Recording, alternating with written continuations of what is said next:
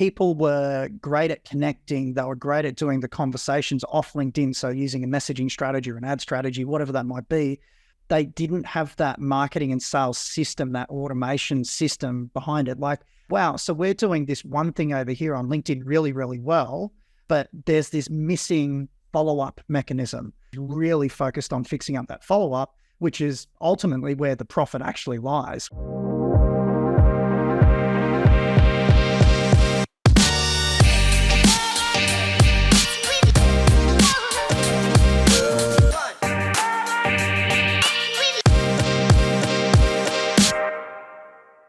Hey everybody, welcome back to another episode of More Clients episodes.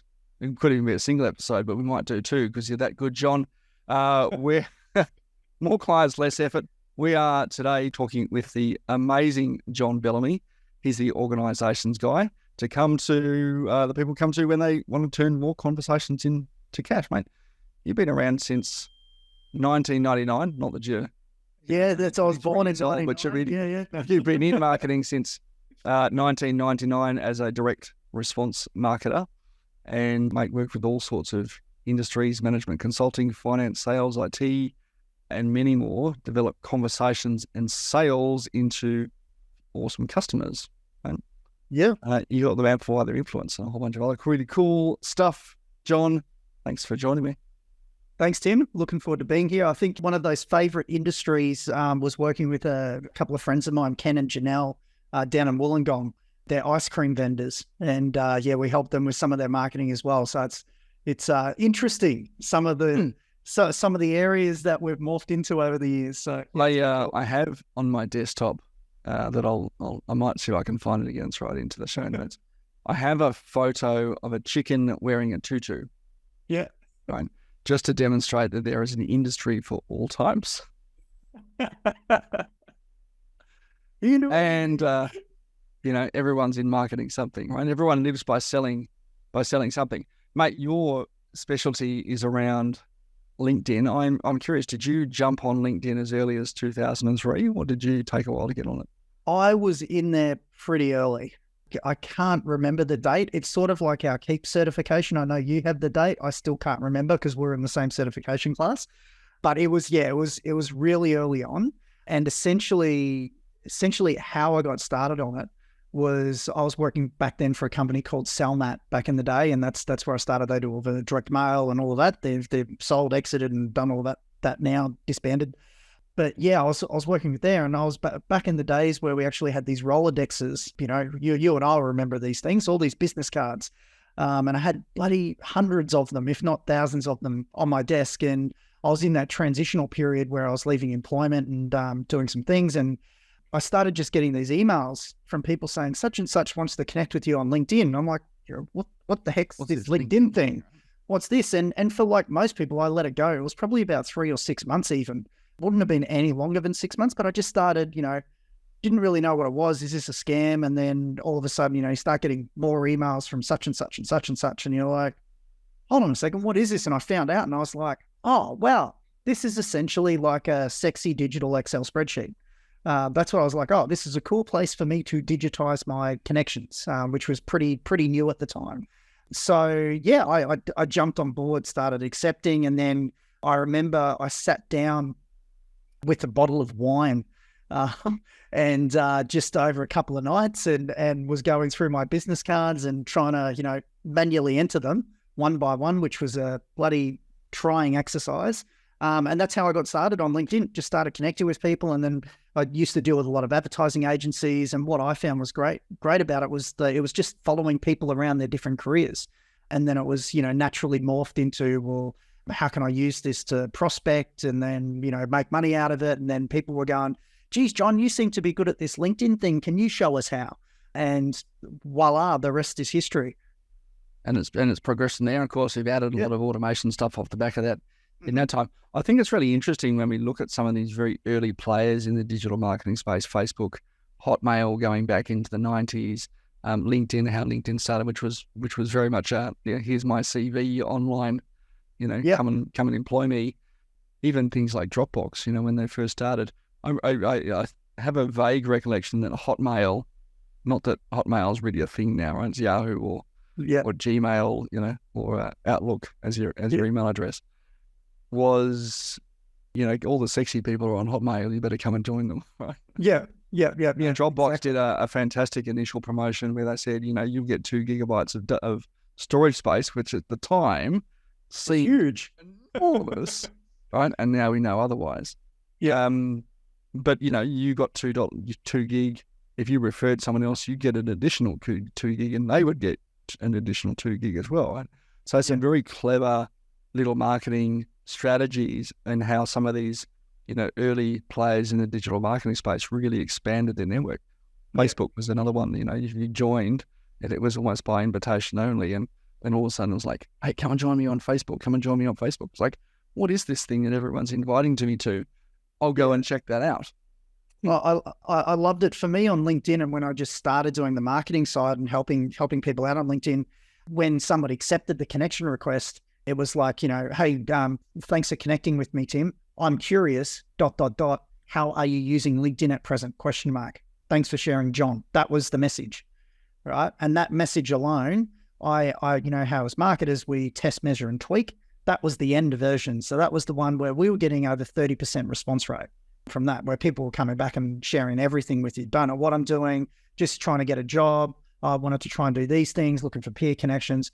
But yeah, it was one of those things that, like, that message right now today definitely doesn't have the same impact. But back then at that time, that was one of those things that got me 20 appointments a week, to just start having conversations with people. And I think I think the thing was, I was actually genuinely curious as well. It wasn't just one of those fake bravado BS marketing messages that was like, oh, hey, I want to get a response, but then I never do anything with it. Yeah, so it was pretty cool. It's pretty cool, and seeing the iterations of LinkedIn. Yeah. One of the things I was talking with Adam Bood in our last episode about, he was talking about, in sales, about being genuinely authentic, and if you can't help someone, just say you can't help them. Can't help you. And not take them, not go, oh my God, I need to chase a sale. And I know that's a message that resonates with you as well.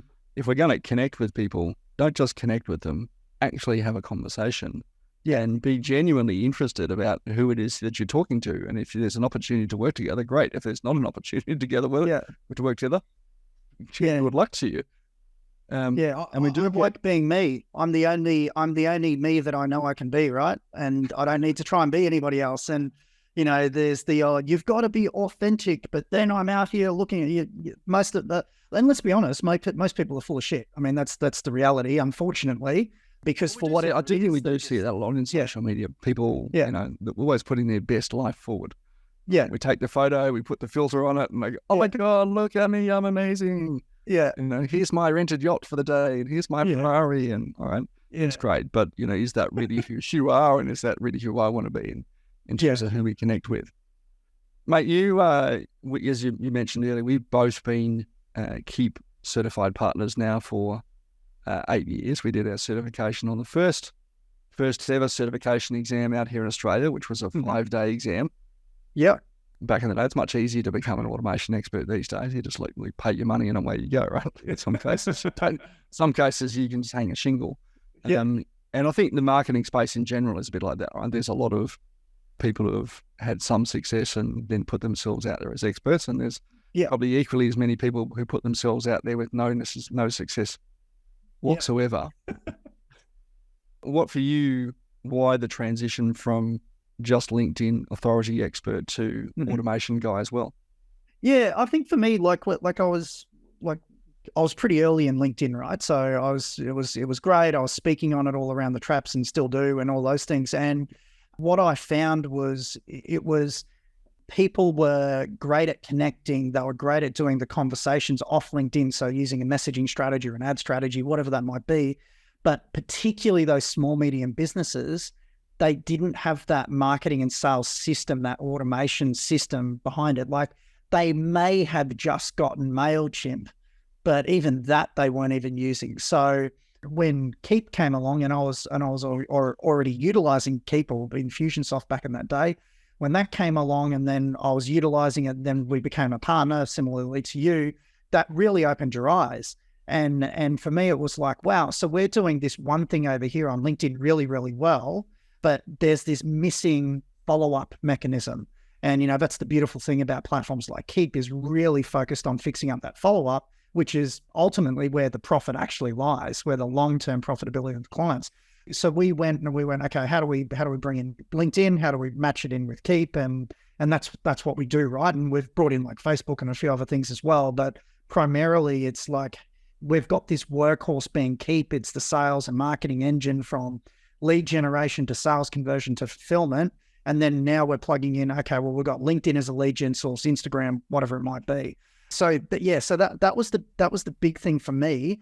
One of the big transitions happened as well when it would have been probably, it was probably a year or two before COVID. There was a couple of big things, like everybody, not many people were like me doing the LinkedIn stuff. There was some of us out there, but not a great deal. Everyone was like a Facebook marketing expert. Never done anything, never spent $1 on ads, but they're a Facebook marketing expert, right? We all know who they were. Marketing into it, just like, this is new. Look at my new thing. It's incredible. Yeah. And pay attention to that because it's new and no one knows about it yet. Yeah, and then whatever happened to whether, everyone's going, oh, the algorithm changed or what, I don't know, I'm not a tech guy in that space, no idea. But something happened. There was an event from Facebook, whether it was the algorithm changed, that's what everyone said. And then all of a sudden there was all of these marketers that were taking people's money that were seemingly getting results almost overnight. They were not getting results anymore. So clients were like, well, I'm not paying you the 500, the 1,000, the $5,000 a month for a consultancy fee. And what we, like literally in a matter of probably 8 weeks, what we started to see, I was speaking to a bunch of other LinkedIn marketers, was all of a sudden these overnight Facebook experts and now, oh no, I'm a LinkedIn marketing expert. And it actually happened to us. Like we were having strategy calls with people, just talking them through how they could leverage LinkedIn, and they wouldn't buy. And that's cool. No dramas with that. But then within a matter of days, all of a sudden their profile is now, we're a LinkedIn marketing expert. And some of them, which, good luck to them, would literally copy and paste my entire LinkedIn profile and put their name on it. So just make it like word for word mine, change their name. And they're now a LinkedIn expert. So that was one of those things that happened where we were just like, okay, there's that much more concentration. And then people would, this was back in the day where you didn't really hide your connections and all that. So people would connect with you and then try and just really go hell for leather on your connections and things like that. So it was pretty interesting, but it was a really good opportunity for that transition to go, okay, how can we've got a great system now. How can we even make it better so that our clients so we have more stickiness within our clients, but our clients are actually getting a better quality of outcome. And that's what we did. So bringing in and partnering with Keep, and bringing that into the mix has been, fantastic. You're right. It really allows us to stay more organized. I often reference Robin Dunbar, who's an anthropologist, and talks about Dunbar's number, that you can only maintain intimacy, true intimacy with 5 people in your life. Yeah. And close relationships with 15, more casual relationships with 50, and you've got maybe 150 people that you could recognize and put a name to, and after that you're probably going to start to struggle a little bit. Yeah. I think the introduction of systems, and you talk about LinkedIn, right? What I see a lot of is we just connect with a whole bunch of people and throw up expert content in the hope that we'll out-expert the next guy. Yeah. Right. But miss one of these really important fundamentals, that your relationships are developed through depth of relationship and personal interaction. Yeah. And we do need systems like Keep and other, and other tools in order to convert the traffic or the connections we make on LinkedIn or Facebook or Instagram or at your local community center or wherever you happen to be into relationships deep enough that someone likes you enough to want to solve the problem that they've got, which is probably not a problem that they need solved today or tomorrow or the next day. Yeah. Yeah, 100%. I think, and this is, for me, it comes down to the fundamental misunderstanding of math when it comes to marketing. Talk to me about that, because you talk about that a lot. Yeah, like presented yesterday, it was all about math, right? We brought up a spreadsheet, little sexy Excel spreadsheet. There, we just punched in some numbers, and we were like, on like LinkedIn is a perfect example. we recommend everybody use a sales navigator so you can get hyper targeted, right? If I'm going to send somebody a connection request, well, I might as well invest some time and send it to the right people who have got a, probability or a higher probability of maybe wanting my solution, right? So using Sales Navigator to get clear on that, it's $100 a month investment. It's like nothing, but it saves you time and energy. And so when you can send a maximum of 100 connection requests a week on LinkedIn, so we want to make sure that we're sending those targeted connections. So if you did that over a year and just say you only did it 48 weeks a year, there's 4,800 connections. And then you're looking at an acceptance rate. So if you're getting like 30% as an example, you're going to get somewhere around about 1,400, 1,350, 1,400 connections. So depending on Sales Navigator, if you're using some automation technology, if you're working with like me or whatever it might be, that's going to give you a cost of connection. So how much does it physically cost me to acquire that connection? Not a lead, it's a connection, right? Yeah, I think it's a prospect. This is someone I think that I can help. Yeah. And I think that's important. I just want to sort of just pull that out for a second, John. You talk about cost per connection. I think a lot of smaller businesses don't look at how much time it takes as a cost to their business. Yeah, we just look at, I didn't spend any money because I didn't run any, LinkedIn or Facebook advertising or Google ads this month, and that was $3,000. So my cost of marketing this month was zero, not realizing they've been to 38 networking events. Yeah, at 3 hours per thing plus 2 hours of travel each way, and that has a cost to your business as well. And I think that's a really important thing to recognize, that the cost per connection still requires time, doesn't it? Yeah, it's time, it's energy, it's effort. Like, so I mean, if someone was spending like 10 grand with us, for example, to run a campaign, and we got them those figures. So I've just got the spreadsheet here, so I'll give you a number. So if we send 4,800, we got 29% acceptance rate, so it's like 1,387 connections, right?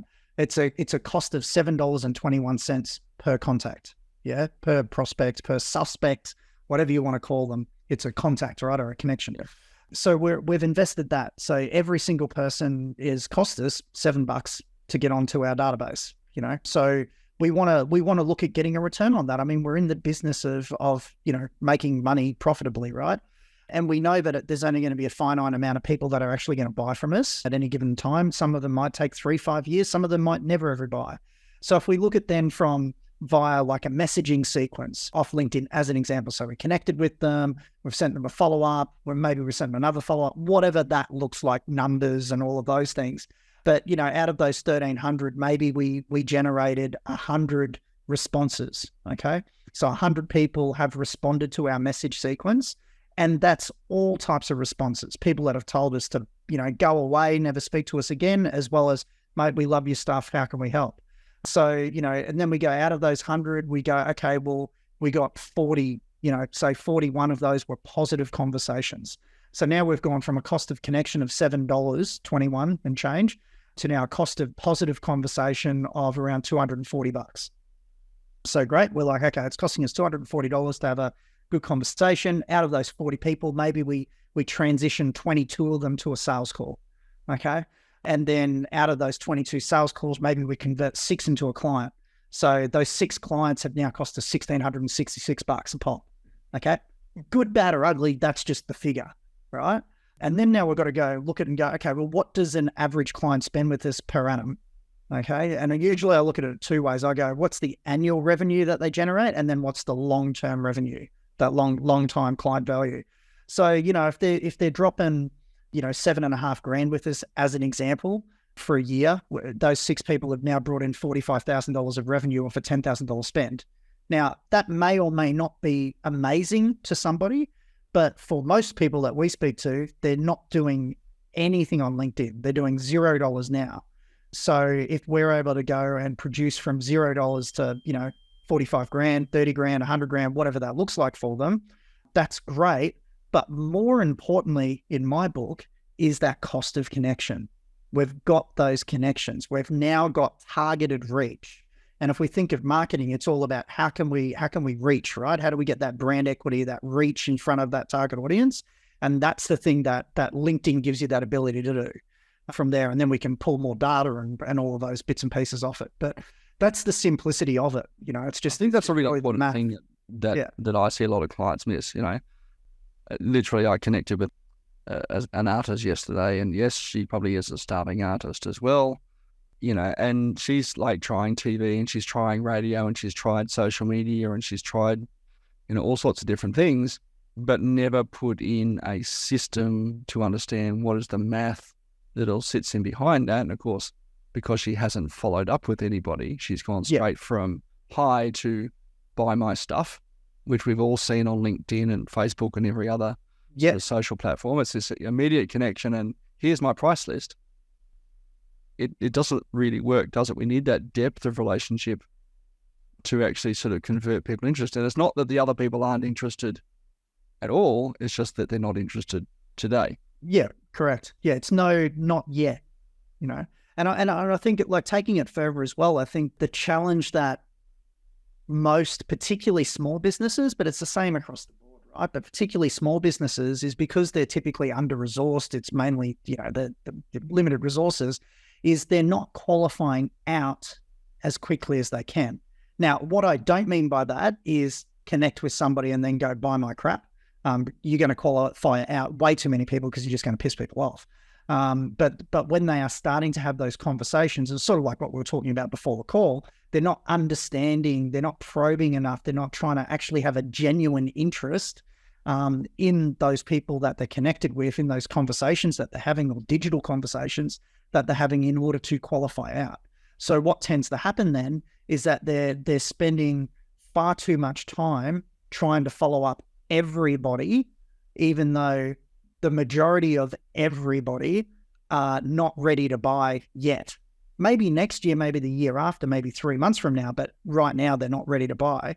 Instead of just a couple of extra little questions to go, okay, cool, great. Well, out of those 150 people that we're trying to follow up, there's really only 20 that are in that prime position right now. So we need to invest a few more. Not saying that we should neglect those other people at all. We want to put them in some form of longer term nurture, but we really want to have that concentrated effort in these 20 or these handful now, because they're the ones that I've got a problem. I'm actually looking for a solution. You may have the solution that I'm looking for. I'm budgeted. Let's have a conversation and go. That's an interesting point there. I want to pull that one out as well. I'm budgeted. Yeah. Yeah. Okay. Well, we're talking I've got about cash. They've got the money to spend on solving a problem that they want fixed. Yeah. Yeah. How often do you see people don't, when people connect with you, don't ask that question of you? Do you mean when I'm having the conversation? No, we're not. I know you do it. Yes, yeah. But how often do you find that when someone's trying to sell to you that they somehow miss out the, hey, John, do you have enough money to do this? It's going to cost you this much money. Yeah, all the time. I think that I always pick on the SEO guys. SEO guys just because I can, because they do it all the time, right? And particularly on LinkedIn, you get the connection request and then you get the email going, hey, John, we guarantee you first page rankings on Google for these 5 keywords, blah, blah, blah, blah, blah, blah, blah. It's just pitch. Not once have they said, hey, John, I'm curious, are you investing in SEO at the moment? Do you even know what SEO stands for? What are you doing? What are your objectives that you want to have a look like? Like if you're investing money in SEO, I'm curious, what are you spending on solutions to help you rank better online? Blogs, video content, whatever that is. They're just not inquisitive from that perspective. I think the ones who do it quite well are typically like that management consultancy, because it's in that game. They know that it's a longer term sales cycle. We know that we've got to actually ascertain, is there a budget allocated or not? But then it's the way that they ask as well. Like if someone just goes, what's your budget?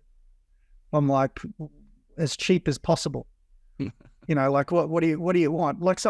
So for me, when I'm speaking with clients or potential clients, for me, I'm just straight up front. I'm like, hey, we may or may not do work together, but if we choose to do work together, this is what my package is. I think that's important. I've got another client doing the same thing. We've just actually started to kind of introduce that through their sales conversation, because they find out this idea of what the client wants, run away. 3 weeks later, a proposal will be sent to the client, and then they wouldn't follow up and the client's not responsive. Right? Yeah. The client's got no idea what it actually costs to get the outcome they've asked for. But if you up front can say, hey, look, it sounds like what you're looking for, we could probably achieve within this budget range. Does that kind of... Yeah, are we on the money here? Right? They're like, are we on the money? And they're like, oh my God, that's so much more than I was expecting. You can say, well, we can always do less. Yeah. I mean, yeah. And that's it. I've literally had this conversation with one of our newer clients recently, because they're just looking at doing a little bits of projects here and there. And I was just like, guys, what, like, I just said to them, what have you guys got allocated? Like, is there any realm? Because I mean, I don't want to go and put a figure out there and insult you. And at the same time, I know what we're worth. And that was the conversation. I said, guys, based on what you're telling me, it's probably going to be between this and this, more likely on that side. Is it even worthwhile us continuing a conversation? You know, oh, no, that's doable. Perfect. No dramas. And then you'll get the people that go, damn it, I should have tried to charge more. Mate, just charge what you charge. Like, you know, well, just charge what you charge. That's so true. That's so true.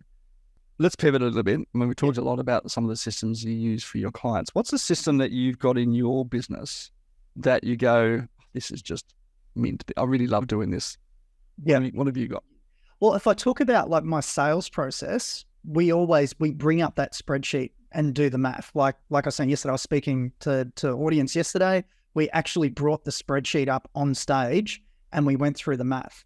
Because for me, it's that crystallization of, if my prospect, the person I'm speaking to, if they can quantify the math as it looks for them, and I'll take it through like, hey, if you're going to work with us, because that's what we're having a conversation about, you're going to be spending about this. So let's just do some numbers. And the minute that they see those numbers live, and then they have that belief that, you know, that's actually achievable, not like pie in the sky stuff, but no, that's actually achievable, then, you know, the deal's pretty much won. Yeah, so we're really not saying, hey, there's $1 and get $20 million back. No, we're a realist. We're a realist. And I know we've spoken to this, like our prices are deemed probably cheap compared to other agencies and things like that. Let's use the word affordable. Yeah. and I've done that for a reason, because for me, all I want is the probably 99.9% of our clients, if all they do is get one deal over a course of 12 months, they've worst case recouped their investment. Okay. Worst case, most of them are profitable and then some. So then it's negligible what our cost is, because they're not looking for a marketing return, if that makes sense. They're buying a system.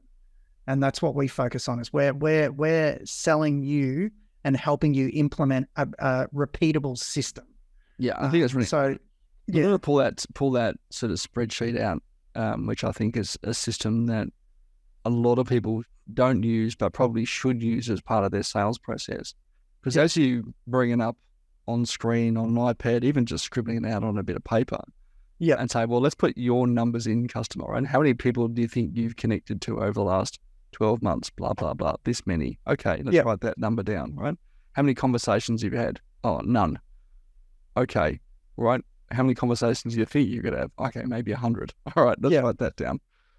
And if you spoke to 100 people who were in your target market, what do you think, how many do you think would be interested? Isn't it 20? Let's write that number down, right? You know, what's the value of a client to you, right? $1,000. Okay, well, you know, here's $20,000. Would you spend 5 to get 20? How often would you do that? I do that pretty regularly.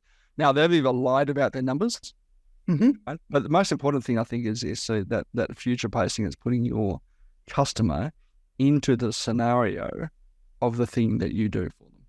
Sometimes it's numbers, sometimes it might be a lifestyle change. What would it mean to you to have a better relationship with your partner, with your kids? What would it mean to you to be able to drive that Porsche, you know, with the roof down and, you know, have the wind in your hair? What would that be like for you? But it is actually sort of putting the customer into that scenario and letting them marinate in it. Yeah. If you will.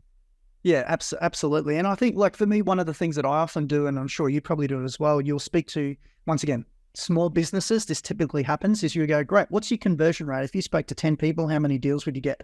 Oh, I'd convert 70%. And I'm like, great. So how are you getting those 10 conversations right now? Oh, they're referrals. Okay, well, you should be converting 7 out of 10. But we're not talking about referrals here. We're talking about now doing some cold outreach, some paid ads or whatever it might be. So let's just say, and a great conversion rate for most companies is between 18 to 22%. Great conversion rate. One of the software companies that I deal with right now, their conversion rate's 6%. And these guys are doing mega dollars, right? Now, obviously, it doesn't mean that they're resting on their laurels. They want to improve that. But the math works at 6%, and it's because of their timeline so long. It can be 18 months to 3 years for someone to pull the trigger in their pipeline. So everyone's going to be different on that. So we will challenge them on the little voice in your head that goes, bullshit, mate, you're lying to me. There's no way. Like if you can hand on heart tell me that you will close 70% of cold leads, why are we even having this conversation right now? You do not need my help. In fact, I should be coming and working with you. Please. I always have a joke when I go to networking groups who are exclusive, and they say, "Well, you can't talk because you might steal business from someone else." And I go, "Oh, if I could get up in 60 seconds and steal some business from an existing relationship, oh my God, I want that person in my group. Yeah, hire that person in my group." Yeah. So for me, like bring it back. For me, it's a couple of things, right? So it comes down to understanding the math. Number one, does the math work for the marketing activity or the advertising activity that I'm about to do? If the math doesn't work, don't waste your time, right? And do the math and be realistic with the math. The second thing for me, it comes from that I've got to, and this comes into the follow-up and everything, like I've got to go out of my way to consciously make an effort and give the opportunity for my prospects to buy from me, okay? Because if I'm not willing to invest, if I don't believe in my product, my solution, if I'm not willing to invest that time, energy, and effort, systemizing, automating as much as you can, to give these people the opportunity to say yes or no, then I'm actually being selfish and I'm doing my clients a disservice. So that's me. That's not their fault. Oh, they didn't buy from me. They're a load of crap. They're done. No. That's on you because you didn't give them the opportunity to say no. And then the third thing for me is that we all need to have this realization that, our ideal clients are buying from someone. It may just not be you.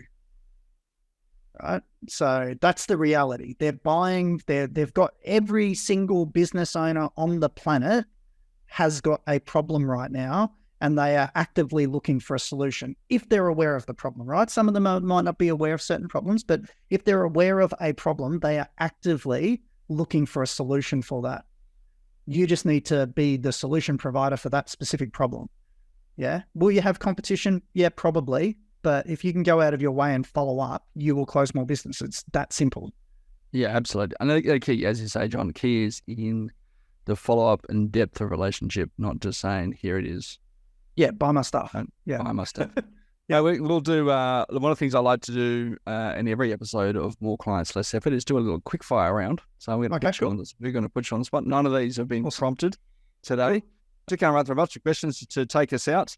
Let's start with, what does your morning routine look like? Morning routine is usually waking up ideally at 4:30, but more likely 3 a.m. is where it's been. Getting up and making a tea, having a boost, going for a morning walk. That's very bloody early.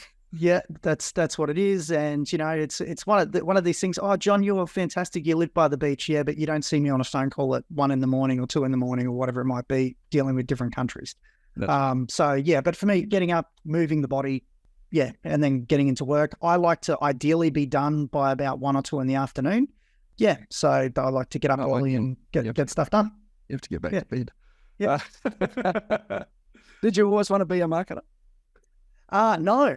I actually wanted to go into the Defence Force and the Police Force at an early age, and then I found out I was colorblind, so that set me back a few. And then when I was about to go for my officer selection interview with the Air Force, about 2 weeks before that, I did an L5S1, blew a disc, and I got the, hey, John, thanks very much for applying and never apply again. So, yeah, that's where I was like, what am I going to do? Let's just say it's lucky you're a systems guy and not a graphic designer. Yeah. What's one piece of advice you'd give to someone starting out in marketing? Just pick one thing. Be as niche as you can and start. Like, don't build a website. Go have a conversation with people.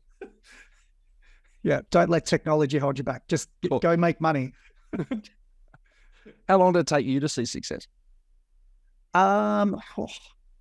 Still, it's an active pursuit, Fine. right? Yeah. Like when I had lost everything, it took me about 3 weeks to restart over and have cash in my bank account. And that was buying Infusionsoft at the time, buying Sales Navigator and GoToMeeting at the time, and running 3 webinars and selling something. Yeah, so that's how I got there. But I mean, for me, it's like every day. It's what am I succeeding in? Have I got there yet? Nah. All right, last one. What do you think one action is that a business can take that would have massive impact for them in the next 12 months? Actually follow up with your prospects.